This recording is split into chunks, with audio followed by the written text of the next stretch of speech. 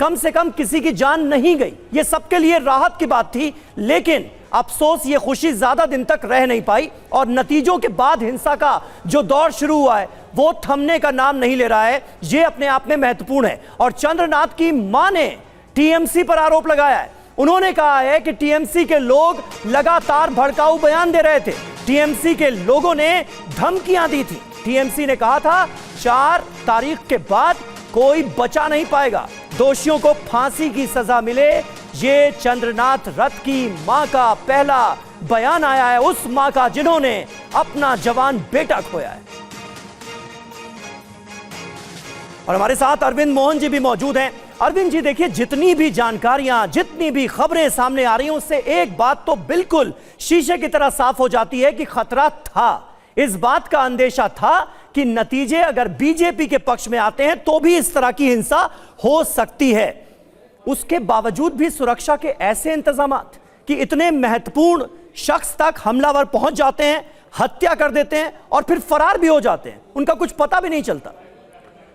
देखिए, ढिठाई तो हैरान करने वाली है। जिस किस्म से हत्या हुई है और जिस किस्म से चुनौती दे के हत्या हुई है, वो ढिठाई तो हैरान करने वाली है। और वो आसानी से किसी एक छोटे अपराधी के वश की चीज़ नहीं है। निश्चित रूप से वो काफ़ी कनेक्टेड आदमी है और काफ़ी सत्ता से उसका रिश्ता है।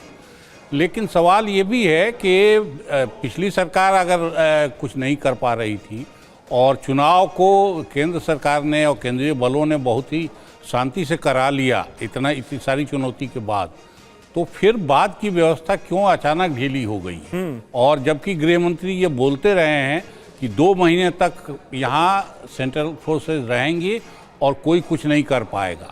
खुद उनके ही सबसे बड़े नेता के सहयोगी की इस तरह से हत्या हो गई है, तो फिर ये कितना बड़ा सिंडिकेट है और कितनी बड़ी ताकत है पीछे, इसका अंदाज़ा आसानी से नहीं लगाया जा सकता। 5 ग्रुप आए, गाड़ी पे भी लोग हों, मारें, मरता देख लें और फिर उसके बाद निकल जाएं, और इस ढिठाई से अभी तक किसी के बारे में कुछ भी पता नहीं चला है। ये मुझे लगता है कि ये अपने आप में बहुत बड़े एक नेक्सस को बताता है और वो नेक्सस बगैर सत्ता के समर्थन के नहीं चल सकता। किसी अपराधी की इतनी हिम्मत नहीं हो सकती कि वो राज्य की सत्ता से ऊपर अपने को समझने लगे और फिर वो इस तरह से हत्या करके निकल जाए।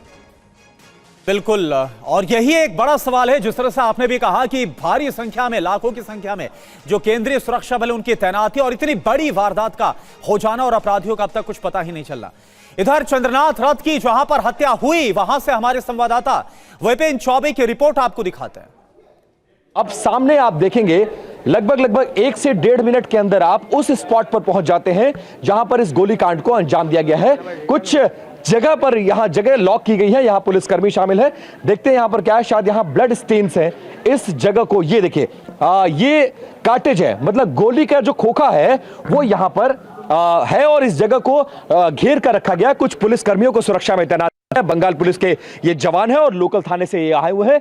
सामने अगर आप देखेंगे, सामने एक बार जरा दिखाओ, उस एरिया को कॉर्डन ऑफ किया गया है। और सबसे महत्वपूर्ण यहां देखेंगे आप, इस जगह को देखिए, ये उस गोली जो चलाया गया था उसका एक कार्टेज है। जो गोली चलने के बाद जो बचा हुआ हिस्सा होता है वो यहां पर मौजूद है।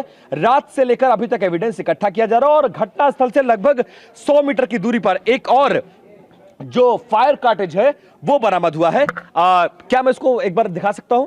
एक बार देखिए। हाँ, नहीं, टच नहीं करना है, ठीक है, कोई बात नहीं। हम कोशिश कर रहे थे इस कार्टेज को दिखाने के लिए। थोड़ा क्लोज एक बार फ्रेम दिखाइए जरा। ये ईंटे से चारों तरफ इसको घेरा गया है।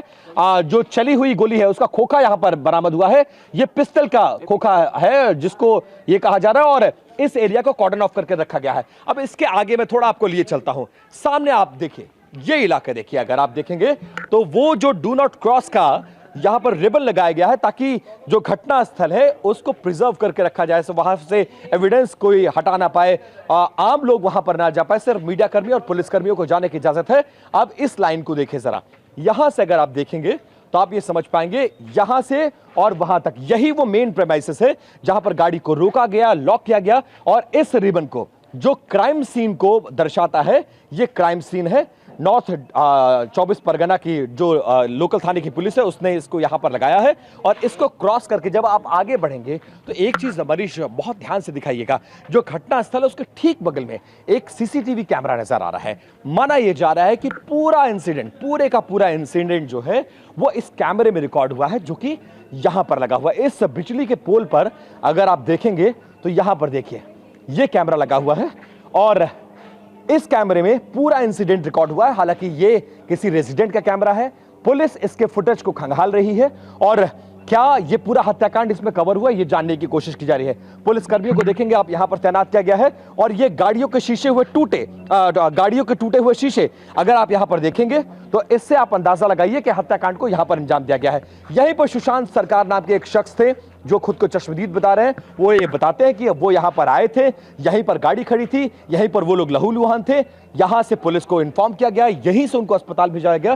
फिलहाल मीडिया कर्मियों की मौजूदगी बहुत बड़ी संख्या में लोकल पुलिस के साथ आप आगे तक एक बार चलने की कोशिश करते हैं, आपको पैरामिलिट्री फोर्सेस के लोग नजर आएंगे